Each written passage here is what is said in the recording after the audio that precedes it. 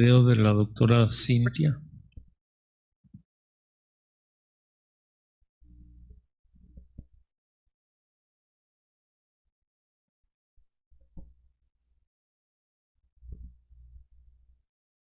Hola, ¿qué tal? Es un gusto el día de hoy poder compartir con ustedes. Agradezco su presencia y particularmente agradezco la invitación por el doctor Víctor Valdespino para presentar el día de hoy ante la Academia Mexicana de Cirugía el tema de oncología de precisión en pacientes con cáncer mamario.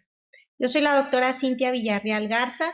Yo soy directora de Oncología Médica del Centro de Cáncer de Mama en el Hospital Zambrano Elion en TecSalud, en la ciudad de Monterrey.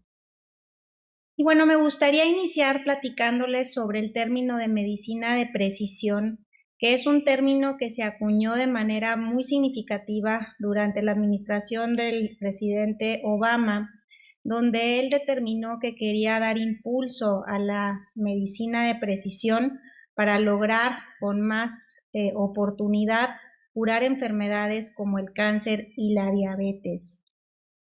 La medicina de precisión se basa en adaptar el tratamiento y la prevención de enfermedades considerando las diferencias en factores genéticos, ambientales o incluso en estilo de vida específicos de cada individuo. Por otra parte, tenemos la definición de oncología de precisión, lo cual significa que se usa la información genética y molecular para desarrollar medicamentos o tratamientos más específicos y optimizados. ¿Y cuál es el objetivo? Administrar el tratamiento oncológico adecuado al paciente adecuado, en la dosis adecuada y en el momento adecuado.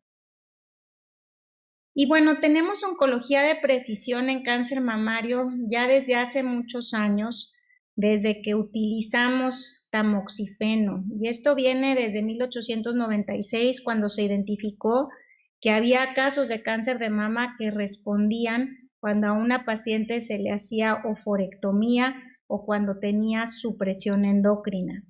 Es en 1958 cuando se describen los receptores de estrógenos y en 1971 tenemos ya el tratamiento con tamoxifeno, que es un medicamento que en la actualidad sigue siendo pivotal para el manejo de pacientes con cáncer de mama hormonosensible, que es un bloqueador de los receptores de estrógeno. También tenemos el ejemplo del HER2, que es una proteína transmembranal que se puede sobreexpresar en las células cancerosas en los tumores mamarios y que le confiere un peor pronóstico. Esta proteína HER2 se describió inicialmente en 1985. En 1987 se identificó que tenía un papel en el desarrollo de los tumores mamarios y es en 1998 cuando ya tenemos un medicamento dirigido contra el receptor de HER2 llamado trastuzumab, que vino a revolucionar el tratamiento de las pacientes con cáncer de mama HER2 positivo y que ahora tenemos más medicamentos anti-HER2 y que hoy por hoy esta enfermedad es las más curables en el cáncer en general. Entonces tenemos dos ejemplos de medicina de precisión que hemos venido ya teniendo conforme ha pasado todos estos años. Entonces, ¿qué tenemos ahora y lo cual les quiero presentar? Pues son varias herramientas de las cuales nos echamos mano en nuestra consulta para poder determinar tratamientos dirigidos en cada paciente. Entonces, primero vamos a hablar del cáncer de mama temprano. Y una de las cosas que para nosotros es muy importante saber es si una paciente es portadora de una mutación germinal en BRCA1 o 2. Entonces, ¿en quién determinamos esta mutación? Pues número uno, en pacientes que tienen criterios para screening de cáncer de mama hereditario. Y estos son los criterios que no vamos a repasar de forma muy puntual, pero cualquier paciente menor de 50 años o pacientes que tienen cánceres de alto riesgo, ya sea porque haya historia familiar de cáncer, que la paciente tenga varios cánceres, que tenga un cáncer de mama triple negativo, necesita realizarse una prueba genética para determinar si es portadora o no de mutaciones germinales. Por el otro lado están también pacientes con cáncer de mama temprano, HER2 negativo de alto riesgo, de acuerdo a los criterios del estudio Olimpia que en un momento les enseñaré. ¿Cómo se determina la mutación germinal en BRCA1 o 2? Pues se determina a través de la identificación de una mutación puntual o de un panel multigénico, a través de Next Generation Sequencing, ya sea en saliva o en sangre, y cuando se realiza idealmente al diagnóstico de una paciente que tiene cáncer de mama o antes de la cirugía, porque guía las decisiones quirúrgicas, pero si no se hizo en este momento, realmente se pudiera hacer en cualquier momento del abordaje de una paciente. La frecuencia de las mutaciones germinales puede variar entre 5 a 20% de acuerdo al subtipo de cáncer de mama. Entonces, ¿por qué nos interesa en cuanto a tratamiento saber si hay una mutación germinal en BRCA1 o 2? Pues porque tenemos un tratamiento dirigido llamado olaparib, que es un inhibidor de PARP que bloquea la acción de la enzima PARP, la cual contribuye a la reparación de ADN en las células durante la división celular. Entonces, el estudio Olimpia es un estudio donde se incorporó olaparib en pacientes que tenían alto riesgo o fueran HER2 negativos, y esto demostró, en primer lugar, que disminuía la probabilidad de recurrencia, porque aquellas pacientes que recibían olaparib tenían una ventaja en la supervivencia libre de recurrencia absoluta de 7.3% a 4 años, con una P estadísticamente significativa. Pero no solo eso, el estudio Olimpia también demostró que aquellas pacientes que reciben olaparib durante un año tienen además ventaja en la supervivencia global, con un beneficio absoluto de 3.4% a 4 años, con una diferencia estadísticamente significativa. Por lo tanto, olaparib se considera un tratamiento estándar en el manejo de pacientes con mutaciones germinales en BRCA1 o 2 que cumplen los criterios de alto riesgo. Otra de las herramientas muy importantes que tenemos en nuestra práctica clínica diaria son las firmas genómicas. ¿Y en quién hacemos estas firmas genómicas? Las consideramos en mujeres, pacientes que tienen cáncer de mama temprano, hormonosensible HER2 negativo, que son de bajo riesgo, ya sea pacientes premenopáusicas que tienen tumores de T1 a T3 con ganglios negativos, o pacientes posmenopáusicas con tumores de T1 a T3, pero pueden incluso tener las pacientes ganglios en N1, 1 a 3 ganglios. ¿Cómo se hacen estos estudios? Pues se hacen mediante el estudio del tejido tumoral, y hay 3 plataformas genómicas principales que tenemos disponibles en nuestro país, que es el EndoPredict, MammaPrint y Oncotype. ¿Por qué hacemos estas firmas genómicas? Porque tenemos estudios que han demostrado que aquellas pacientes que tienen bajo riesgo genómico es seguro omitir la quimioterapia, mientras que en aquellas pacientes que tienen un riesgo genómico alto se requiere quimioterapia para poder bajar ese riesgo. Entonces, en pacientes posmenopáusicas podemos utilizar cualquiera de las 3 firmas genómicas disponibles. En MammaPrint solamente se pueden incluir pacientes que tienen alto riesgo clínico, que se define de acuerdo a pacientes que tienen tumores más grandes o que tienen ganglios positivos, entre otros, grado 3 también. Y en las pacientes premenopáusicas solamente está indicado el empleo de plataformas genómicas en pacientes que tienen ganglios negativos. No se usan las firmas genómicas en pacientes premenopáusicas con ganglios positivos. Todas estas pacientes requieren quimioterapia. En este caso, en las pacientes premenopáusicas con ganglios negativos, las firmas genómicas que se pueden utilizar son el Oncotype y el EndoPredict.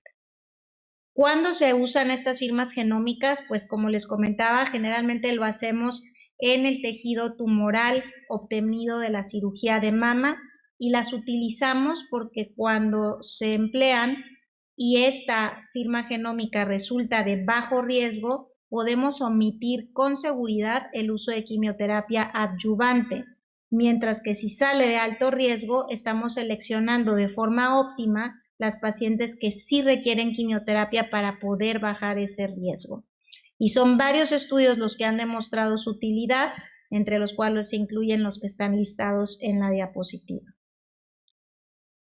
En cuanto al cáncer de mama metastásico, pues en los últimos años hemos tenido pues un arsenal de otros marcadores que nos ayudan en nuestra práctica clínica a seleccionar qué terapia requiere cada una de nuestras pacientes.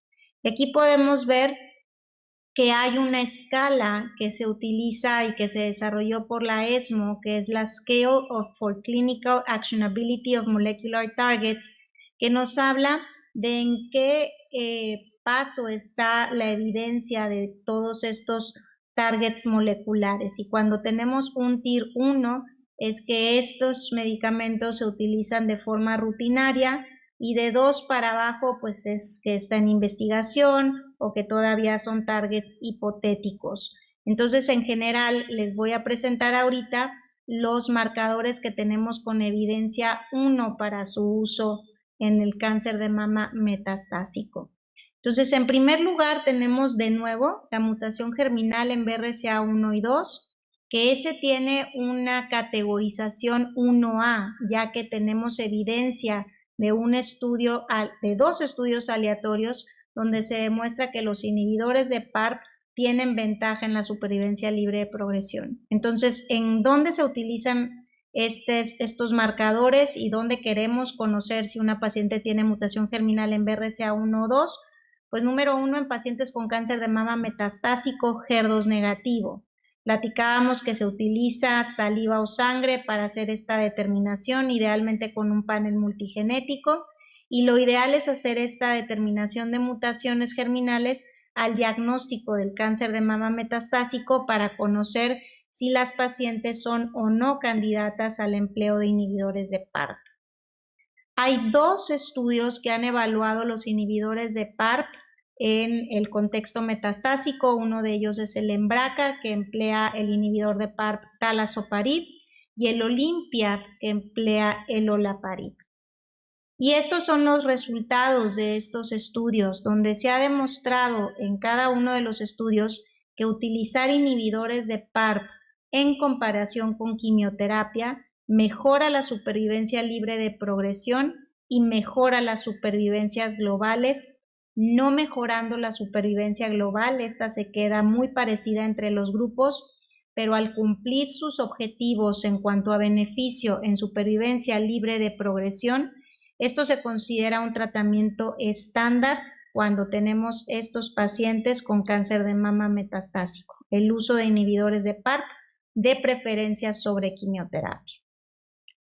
Otro marcador que tenemos para seleccionar nuestro tratamiento es el PDL1, que se determina mediante un riesgo, con un score combinado. ¿A quién le hacemos este marcador PDL1? Es a mujeres con cáncer de mama metastásico, pero en el subtipo triple negativo. El PDL1 se determina por inmunohistoquímica y hasta el 40% de las pacientes con cáncer de mama triple negativo pueden tener el PDL1 positivo. Se debe realizar esta determinación al diagnóstico del cáncer de mama metastásico triple negativo, ya que nos ayudará a saber si una paciente es o no candidata a un blanco molecular y tiene una categorización 1A. Entonces, ¿por qué nos interesa determinar este marcador PDL1? Pues porque en el estudio Keynote 355, que comparó utilizar pembrolizumab más quimioterapia versus quimioterapia, se demostró que había una mejoría en la supervivencia libre de progresión de 9.7 meses versus 5.6 meses, con una diferencia absoluta de 4.1 meses, y en la supervivencia global también había un beneficio significativo que va de 16 en el grupo con quimio sola versus 23 en la combinación de pembrolizumab más quimioterapia, con un beneficio absoluto de 7 meses y una P estadísticamente significativa.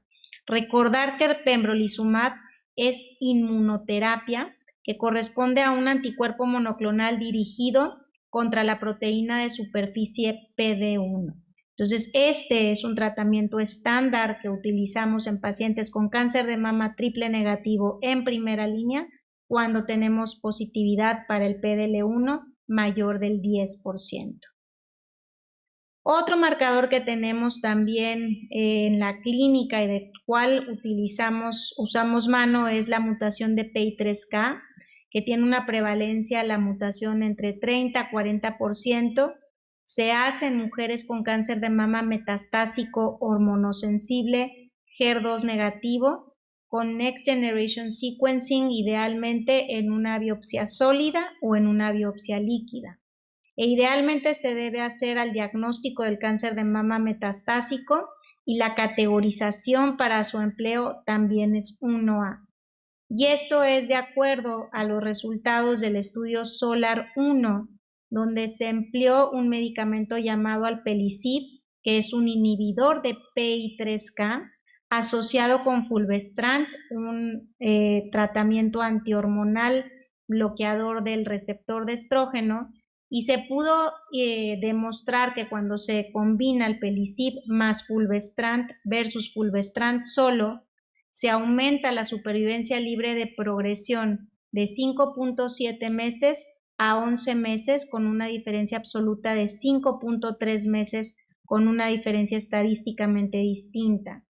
La supervivencia global también hay una diferencia absoluta de casi 8 meses que aunque no alcanzó una significancia clínica estadística, sí se puede ver que tenemos pues finalmente un beneficio de 8 meses que resulta relevante para nuestras pacientes. Un marcador más es la mutación de ESR1, que se determina también en mujeres con cáncer de mama metastásico hormonosensible HER2 negativo, y la prevalencia de esta mutación puede variar en un 10% en un inicio cuando la paciente no ha estado expuesta a más tratamientos, pero hasta 50% cuando se realiza la mutación posteriormente porque se adquiere resistencia del tumor. También se hace con técnica con Next Generation Sequencing en una biopsia sólida o líquida, y generalmente se realiza esta medición cuando se progresa a la primera o segunda línea de tratamiento antihormonal. Y pues, ¿por qué utilizamos o por qué determinamos esta mutación de ESR1? Porque tenemos el estudio Emerald, donde se comparó el Asestrant, que es un antagonista de receptores de estrógeno oral, versus fulvestrant, que es el antagonista de receptores de estrógeno habitual o que tenemos más tiempo usando. Y se pudo demostrar que aquellas pacientes que utilizan el Asestrant tienen una ventaja en la supervivencia libre de progresión a 1 año, que tenemos 8% de pacientes que tienen supervivencias libres de progresiones versus 26% con un beneficio absoluto de 18% a 1 año en favor del grupo que recibe el Asestrant, y lo mismo para la supervivencia global de pacientes que tienen un beneficio absoluto de 9% a 12 meses. Finalmente tenemos este nuevo marcador que vino a ser también revolucionario apenas su descripción, que es el HER2 low. Les había contado de la proteína HER2, que anteriormente solamente se clasificaba como negativo o positivo, pero ahora tenemos este nuevo grupo de pacientes con cáncer de mama HER2 low, que se definen cuando hay un HER2 con una cruz por inmunohistoquímica o 2 cruces más un FISH negativo. Y esto nos interesa en pacientes con cáncer de mama metastásico, ya sea hormonosensible, HER2 negativo o triple negativo. Se determina mediante inmunohistoquímica e inmunofluorescencia, y se debe determinar y tener esta información al diagnóstico de la enfermedad metastásica, pero también se ha estipulado que este marcador puede cambiar a lo largo del tiempo y que sería incluso conveniente conocer el estatus de este biomarcador en varias etapas de las progresiones. ¿Por qué? Porque tenemos ahora un medicamento que puede ser muy efectivo en este contexto, de acuerdo a los resultados del estudio DESTINY-Breast04, que empleó un tratamiento dirigido llamado trastuzumab deruxtecan, que es un anticuerpo conjugado, donde se emplea un anticuerpo anti-HER2, trastuzumab, con quimioterapia deruxtecan. Y en este estudio, el DESTINY-Breast04, se pudo demostrar que el emplear trastuzumab deruxtecan versus quimioterapia mejora la supervivencia libre de progresión con un beneficio absoluto de 4.7 meses, con tasas de respuesta global muy significativas que se van de 16% con el uso de quimio a 52.6% con el grupo de trastuzumab deruxtecan, con un beneficio absoluto de 35%, pero no solo eso, también se mejora la supervivencia global con un beneficio absoluto de 6.4 meses. Hay otros biomarcadores que también se utilizan, sin embargo son mucho menos frecuentes, que están aquí enlistados en la tabla, que se determinan en pacientes con cáncer de mama en cualquiera de los subtipos. Generalmente estos se requiere conocer en segundas líneas de tratamiento o cuando ya nos agotamos todas las opciones de tratamiento estándar. Y una vez que se encuentra esta alteración, tenemos tratamientos dirigidos que se pueden emplear para estas pacientes. El nivel de recomendación es 1C, debido a que estos biomarcadores se han estudiado en estudios canasta, donde se ha comprobado su efectividad en varios subtipos de tumores cuando se tiene el biomarcador presente. Entonces, en esta tabla se resume cuáles son los fármacos que se emplean dependiendo del biomarcador encontrado. ¿Cuáles son los mensajes finales? La personalización del tratamiento basado en las características moleculares y o genómicas es ahora parte de la rutina diaria en el cáncer de mama. Cada vez más contamos con herramientas y con terapias dirigidas a alteraciones moleculares y o genómicas. En el escenario metastásico es donde más enfocada está la investigación y actualmente contamos con 9 blancos terapéuticos, aunque aún no todos estos blancos o fármacos están disponibles en México, pero sí la mayoría. Y el momento y el método de análisis es diferente para cada biomarcador y la decisión de realizarlo dependerá del estado clínico y del acceso a terapias. Y con esto pues les agradezco muchísimo su atención y les agradezco de nuevo también la invitación para este foro. Un saludo a todos.